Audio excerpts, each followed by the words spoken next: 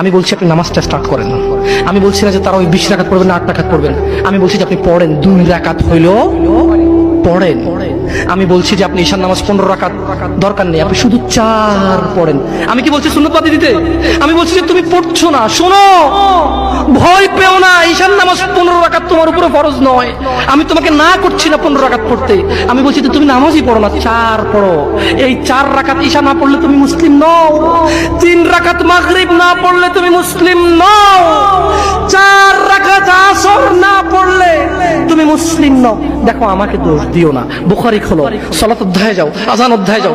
আল্লাহর নবী বলেছে তারা ওরা কাফির, ওরা মুশরিক, ওদের আর আমি মুহাম্মদুর রাসূলুল্লাহ সাল্লাল্লাহু আলাইহি ওয়াসাল্লামের উম্মতের মধ্যে পার্থক্য। আমি বলছি আপনি নামাজটা স্টার্ট করেন না। আমি বলছি না যে তারা ওই 20 রাকাত পড়বেন না 8 রাকাত পড়বেন। আমি বলছি